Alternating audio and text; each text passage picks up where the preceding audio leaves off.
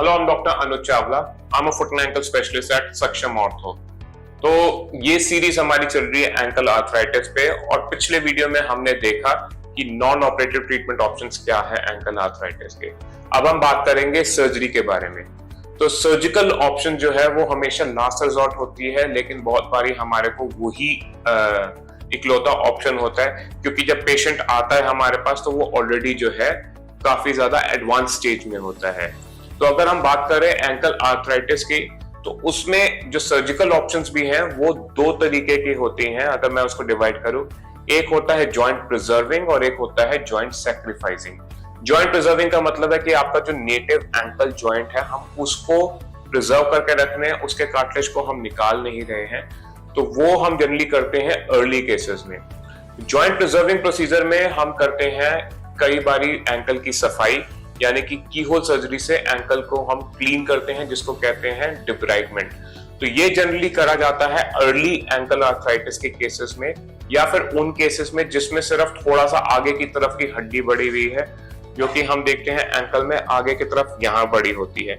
इस कंडीशन को कहते हैं बोनी एंकल इम्पिंचमेंट। तो सिर्फ उस आगे की हड्डी को हम दूरबीन से सफा कर देते हैं, जिससे कि पेशेंट का दर्द काफी कम हो जाता है और पेशेंट की मूवमेंट भी काफी आ जाती है। तो कीहोल सर्जरी से हम ये सब कर सकते हैं। प्लस कीहोल सर्जरी करने के टाइम पे ही हम जो कार्टिलेज डैमेज है उसके लिए हम कुछ और दे सकते हैं, जैसे कुछ इंजेक्शन दे सकते हैं। जो आर्थराइटिस का डैमेज है उसमें कभी कभी हम कुछ जो है ड्रिलिंग करके माइक्रोफ्रैक्चर नाम की एक टेक्निक है वो कर सकते हैं। तो ये सब कुछ कर सकते हैं। साथ ही साथ अगर कोई अलाइनमेंट रिलेटेड इश्यू है तो हम हड्डी को काट के उसकी अलाइनमेंट कर देते हैं, जिसको हम कहते हैं ऑस्टियोटोमीज। तो ये करके भी हम जनरली जॉइंट को अलाइन कर देते हैं, ताकि जो प्रेशर जाके वो एरिया एंकल का जिस पे ज्यादा प्रेशर आ रहा है वो थोड़ा सा ऑफलोड हो जाए और दूसरी जगह पे प्रेशर आ जाए। तो ये होते हैं हमारे जॉइंट प्रिजर्विंग प्रोसीजर। फिर अगर हमारे कंडीशन अगेन बहुत ज्यादा इससे एडवांस है तो फिर हम उसमें करते हैं joint sacrificing procedure. Sacrificing procedure को भी हम दो पार्ट्स में डिवाइड करते हैं। एक होता है जोड़ को जाम करने वाला, यानी कि आर्थरोडिसिस, और दूसरा होता है एंकल रिप्लेसमेंट। तो सबसे पहले हम आर्थरोडिसिस की बात करें, क्योंकि ये टाइम टेस्टेड प्रोसीजर है, यही जो है जो सबसे ज्यादा किया जाता है अब तक। तो इसमें आर्थरोडिसिस में हम करते क्या है कि जो एंकल के जो दो हड्डियां हैं उन दोनों जोड़ों को हम जाम कर देते हैं। तो उससे एंकल के ऊपर नीचे वाली मूवमेंट होनी जो है वो बंद हो जाती है। जनरली जॉइंट हम करते हैं तो ओपन टेक्निक से ट्रेडिशनली हम करते थे, जिसमें एक बड़ा कट देते थे, जॉइंट का सरफेस को प्रिपेयर करते थे और उसके बाद स्क्रू या प्लेट से हम फिक्स कर देते थे। नई टेक्निक्स आ गई हैं जिसमें कि हम कीहोल सर्जरी से, यानी कि आर्थ्रोस्कोपी से जोड़ को प्रिपेयर करते हैं, उसको अलाइन करते हैं और उसके बाद उसको फ्यूज करने के लिए हम स्क्रूज डाल देते हैं। सो आजकल जो न्यू और लेटेस्ट टेक्निक है एंकल आर्थरोडिसिस की, वो है आर्थ्रोस्कोपिक एंकल आर्थरोडिसिस, यानी कि की होल से करने वाला फ्यूजन।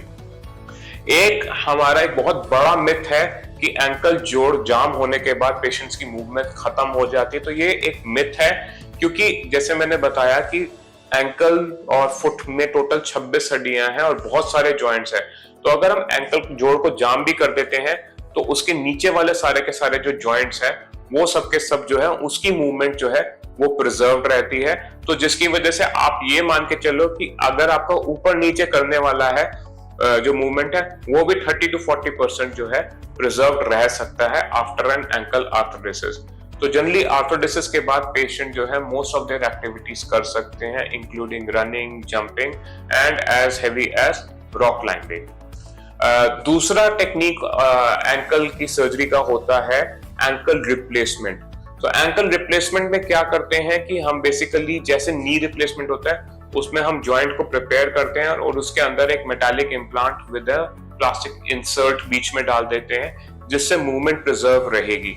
देखा जाए तो ये टेक्निक डेफिनेटली अगर मैं बताऊं ऐसे तो ऐसा लगता है कि ये एक बेटर टेक्निक है, बट अभी एंकल रिप्लेसमेंट इतना कॉमन नहीं है, इट इज स्टिल इवॉल्विंग, और अभी तक उसके रिजल्ट्स जो है उतने अच्छे या उतने प्रिडिक्टेबल नहीं है जितना नी और हिप के हैं।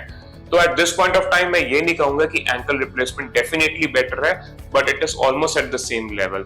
बट अभी at this point of time मैं 2023 की बात कर रहा हूं कि रिप्लेसमेंट स्टिल इंडिया में रेडिली अवेलेबल नहीं है, but hopefully in the next 1 or 2 years ankle replacement available हो जाएगी, तो फिर हम ये अपने पेशेंट्स को दे पाएंगे। Eight this point of time also अगर हम देखें लॉन्ग टर्म सर्वाइवर, तो एंकल रिप्लेसमेंट का सर्वाइवरशिप जो है वो एंकल आर्थ्रोडिसिस जितना ही है। तो ये हमने बात करी कि क्या क्या हमारे पास ट्रीटमेंट ऑप्शंस होते हैं। अगले वीडियो में हम ब्रीफली बताएंगे कि इन सब ट्रीटमेंट ऑप्शंस के बाद एक्सपेक्टेड आउटकम और रिकवरी कितना होता है। Thank you very much.